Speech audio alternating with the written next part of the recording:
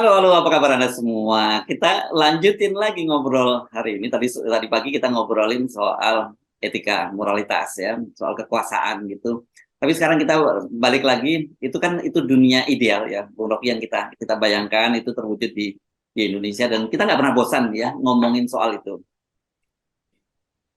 Betul, dan selalu ada yang disebut ide penuntun, shaping ideas, yaitu morality itu, ethicability itu. Dan kita kekurangan itu karena kasak-kusuk politik mendahului tuntunan etis itu. Nah, kita mau supaya FNN selalu dilihat sebagai tempat pedagogi politik, tempat kita mendidik bangsa ini, negeri ini, walaupun hanya 15 menit setiap hari itu. Tapi kita mau kasih poin bahwa di dalam hiruk pikuk politik, di dalam kasak kusuk, bahkan di dalam tukar tambah politik, selalu kita mesti kembali pada pikiran awal pendirian negeri ini. Negeri ini anti korupsi dari awal, karena presiden pertama kita, John Soekarno, nggak pernah sedikit pun mengambil atau terlibat dalam korupsi itu. Demikian juga pendiri-pendiri bangsa yang lain itu lebih ingin bersoal jawab tentang etika politik ketimbang arogansi kekuasaan tuh. Sultan Syahrir, Muhammad Hatta itu lebih dikenal sebagai pendidik, sebagai guru daripada sebagai politisi itu. Jadi bagian-bagian itu sebetulnya ada dalam dasar sejarah kita. Nah, kita mau bandingkan apa yang pernah dibayangkan oleh founding person kita dengan keadaan sekarang yang transaksinya gila-gilaan untuk menentukan siapa capresnya Anies saja itu udah pasti Iya, iya, iya. Pak Rame, saya ingin mengajak Anda ngobrolin soal itu, tapi kebetulan ketika ngomong itu saya jadi teringat perbincangan ini. Ini menarik saya kira untuk kita ceritakan. Anda tadi menyinggung soal Syahrir. Jadi saya dapat cerita nih dari putra Pak Al-Ghazri ya. Dia menyatakan bahwa suatu hari itu mereka itu Pak Syahrir, Pak Darpo, Pak Al-Ghazri dan tokoh-tokoh PS itu berkumpul di rumahnya Pak Syahrir gitu. Tapi kok dilihat sebentar-bentar selalu Pak Syahrir itu ke belakang gitu, ke dapur belakang gitu. Terus rupanya karena penasaran diikuti oleh Pak Al-Ghazri ini. Ada apa ini? Rupanya di situ Bung Syahrir itu sedang negosiasi dengan pedagang barang rongsokan. Dia menjual radionya, radio yang sangat dia apa di waktu zaman kemerdekaan itu penting sekali kan radio zaman itu gitu ya. Tapi dia nggak punya duit, tapi dia diam-diam gitu. Nah, ketahuan seperti itu Pak Al-Ghazri kemudian membisiki Pak Bung Sudarpo gitu, katanya itu lagi si Bung kecil ini lagi nggak punya duit mau jual radionya. Bayangkan peristiwa semacam itu kan luar biasa sekali para pendiri kita itu. Itu hal yang sama juga berlaku di sini. Diam-diam ada yang ke belakang, rapat kabinet, ada yang ke belakang nemuin 3-4 orang tuh. Tapi bukan pedagang barang bekas, itu oligarki yang lagi nunggu.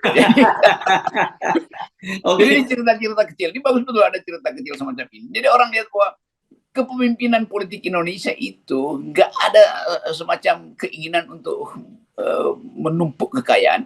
Karena Al-Ghazri, Pak itu ayahnya Maher Al-Ghazri itu, Sudarpo yang terkenal dengan bisnis perkapalannya itu teman-teman baik. Tapi kita kan nggak dengar Sultan Syahrir minta-minta uang pada mereka.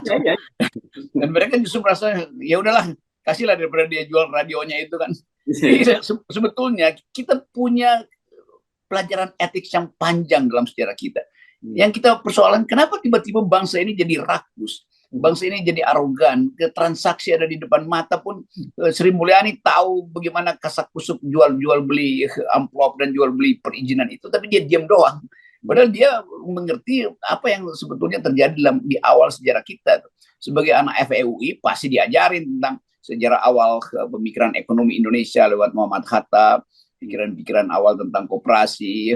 Sultan Syahrir itu dikenal sebagai kemampuan diplomasinya tuh, kendati selalu tampil perlente tapi sebetulnya dompetnya kosong gitu kan. Nah sekarang kita nggak lihat bagaimana menteri-menteri ini mencontoh pemimpin-pemimpin awal kita karena disibukkan dengan transaksi itu.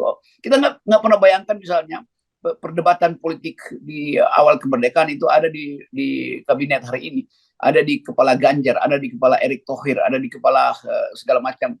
Jadi betul-betul kita kekurangan intelektualitas dalam politik itu soalnya. Dan yang ada adalah isi tas doang kita yang makin tebal.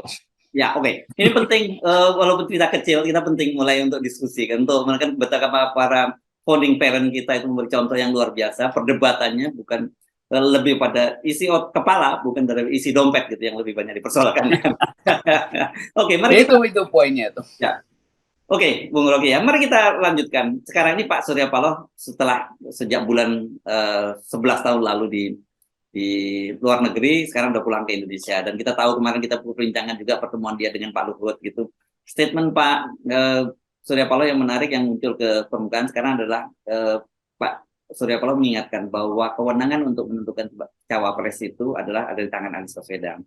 Nah, ini kan sekarang ini kelihatannya persoalan siapa yang jadi cawapres, di luar soal juga ada mahar. Ini yang jadi handicap sehingga kenapa tiga partai ini, Nasdem, Demokrat, dan juga PKS tidak segera mendeklarasikan Anies. Kita tahu baru saja mereka lakukan retreat ya, kalau Demokrat di Pacitan ya, di kampung halamannya Pak SBY, dan kelihatannya mereka tetap pada posisi menginginkan AHY untuk jadi cawapres. Saya ngerti kondisi di dalam koalisi itu Nasdem, Demokrat, dan PKS. Yang saya nggak ngerti adalah saling tunggu untuk tukar tambah mahar itu kan. Ya kalau mahar ya udahlah, bilang aja siapa aja yang dipilih Anies, oke. Maharnya kapan? Nanti kalau Anies jadi presiden itu. Tapi kan maunya dibagi di depan mahar itu kan. Tapi sinyal-sinyal bahwa toh pada akhirnya Nasdem, Demokrat, dan PKS juga akan nyatu juga. Ya mungkin minggu depan udah harus diucapkan itu tuh. Kalau nggak kita siksa Anies tuh, atau mereka menyiksa Anies tuh. Dan siksaan itu justru dibaca oleh orang semacam Pak Firly. Kalau begitu kita hajar dulu Anies sebelum dia pastikan ada wakil presiden. Kan bayangkan kalau Anies deklarasikan dia udah punya wakil presiden. Itu KPK itu agak sulit tuh, karena KPK akan anggap Anies ternyata udah punya dukungan publik yang kuat tuh. Nah, di dalam soal transaksi itu tentu Pak SBY akan hadir lebih maksimal dibandingkan dengan PKS karena dia pegas jadi presiden. Itu satu faktor lagi itu. Bahwa AHY yang diunggulkan di situ ya dengan sendirinya kalau AHY ketua partainya tuh.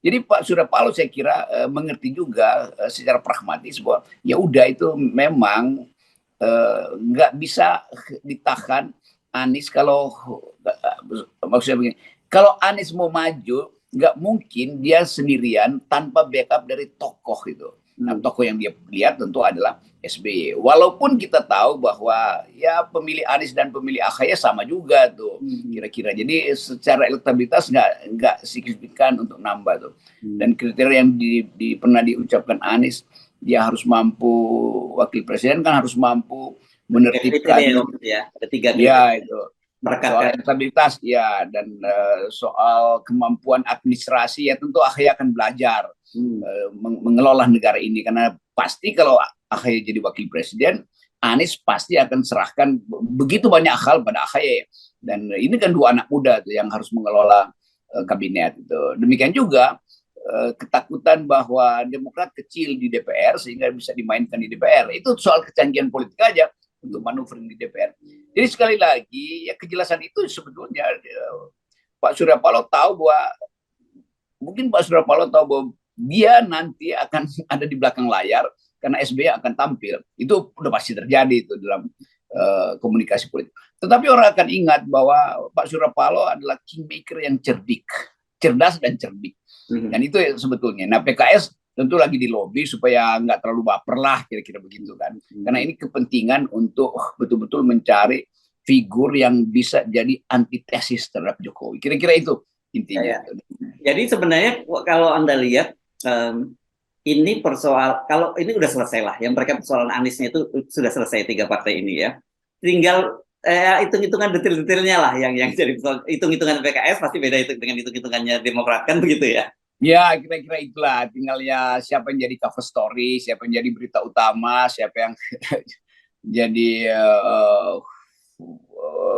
yang foto doang tuh kan menentukan itu ya soal gampang lah. Yang penting publik udah tahu bahwa ada penantang Jokowi, kan cuma itu orang mau tahu. Dan Ibu Mega juga pasti akan melakukan kalkulasi setelah Anies dideklarasikan misalnya bersama AHY itu. Demikian juga Pak Erlangga tuh, ya Pak Erlangga juga akan berupaya untuk konsolidasi Golkar itu mau kemana sebetulnya. Kalau ada peristiwa-peristiwa semacam itu kan lebih enak juga tuh. Atau mungkin ada kesepakatan baru nambah koalisi itu, Golkar masuk di situ tuh. Karena KIB kan sebenarnya udah berantakan kan sejak Ibu Mega mengatakan no pada Ganjar, udah KIB udah bubar sebetulnya. Atau muncul ke analisis baru bahwa ya Pak Erlangga juga bisa itu untuk jadi wakil presiden. Yang menarik ini Anda sebut, dan kemarin kita juga singgung ya, kemungkinan Golkar lah paling pertama balik badan, dan selama ini kan kita tahu sikap dari Golkar meskipun mereka menyatakan justifikasinya kenapa mereka dalam kekuasaan karena ideologi mereka adalah pembangunanisme gitu ya, kekaryaan. Jadi kalau tidak ada pemerintahan ya mereka nggak bisa dong mewujudkan idealisme itu. Ini memang muncul spekulasi bahwa bagaimana Pak Erlangga ditawari posisi cawapres dari Anies meskipun dibantah oleh Nasdem. Tapi ini indikator-indikator keretakan koalisi pendukung pemerintah seperti kita analisis kemarin. Iya, jadi kalau kita lihat pasca pidato Ibu Mega, ya KIB yang sebetulnya praktis adalah Golkar isinya itu menganggap oke, kami sekarang free will gitu, bebas untuk bergulir kemana-mana itu kan. Dan kita tahu secara ideologis Golkar, Demokrat dan Nasdem kan sama akarnya itu kan itu beringin semua tadinya. Jadi sebetulnya tinggal bikin koalisi beringin mantan beringin plus PKS misalnya kan. Jadi selesai itu. Paling nggak di publik terlihat bahwa udah secara mental Golkar punya kepercayaan diri bersama dengan Nasdem dan Demokrat, lalu ada PKS yang adalah Islam. Jadi kombinasi yang bagus juga antara pembangunanisme ini. Kekaryaan itu kan ada di Nasdem, ada di Golkar, ada di Demokrat. Inti dan pembangunan yang sifatnya teknokratik gitu.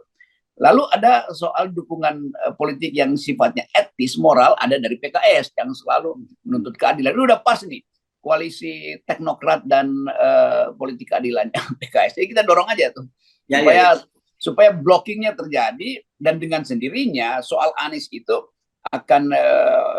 mungkin akan dihapus nama Anies dari KPK, karena KPK terus mengincar Anies. Kan bayangin kalau bloknya udah kuat, ada PKS, Nasdem, Golkar, Demokrat, itu pasti Firly merasa, waduh ini ngapain lagi gue disuruh-suruh Jokowi untuk nangkap Anies. Kira-kira begitu dalam hati ya. Ya, ini kan menarik ya, kalau Golkar masuk itu kan akan jadi game changer gitu ya. Dan kita harapkan blocking yang tadinya yang sudah dibangun dengan PT 20% itu berantakan semua. Dan itu yang sebenarnya kita inginkan ya. Dengan gitu sekali lagi kita pengen Golkar jadi game changer di situ. Betul, dan Golkar di Golkar cukup banyak faksi yang pro Anies di situ kan. Saya nguping dari mereka bahwa ya Erlangga juga tahu bahwa ada faksi yang betul-betul pro Anies. Jadi udah gabung aja. Nanti diatur lah pembagiannya itu. Erlangga dapat apa, Golkar dapat apa. Itu kan gampang tuh. Yang penting rakyat Indonesia sekarang mau lihat yang mau bertanding siapa tuh. Kan dulu Pak Jokowi hanya ingin ada dua calon itu, tapi calon yang dia tentukan. Sekarang memang ada dua calon, dua blok itu, bloknya Jokowi dan bloknya Anies di luar kan enak jadinya kan. Jadi orang kan bilang oh Pak Jokowi juga memang maunya begitu. Jadi istana versus non istana itu kira-kira begitu. Nah ini yang ingin kita lihat di hari-hari ke depan itu pasti Nasdem akan makin kuat untuk mengatakan oke, maaf sekali kami akan bersaing dengan Pak Jokowi itu. Demikian juga Golkar. Kalau Golkar selalu bikin kejutan dia bahwa oke, KIB secara faktual udah nggak ada, oleh karena itu izinkan kami untuk bergabung dengan koalisi pro Anies. Kira-kira begitu pidato Erlangga nanti. Saya bisa bayangin ya.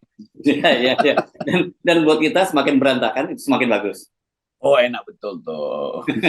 Karena kita ingin supaya tidak berantakan 0% yang mesti dihargai. Diberantakan dulu dan kemudian disusun kembali dengan. Nah itu dia tuh. Kalau ini ada dia ucapan kita nggak jadi bikin LBP kan. Yes. Oke. 3 boikot pemilu kita batalkan. Kalau terjadi koalisi baru dengan game changernya adalah Golkar. Yes. Oke. Thank you, Bung Rocky. Yo, mantap.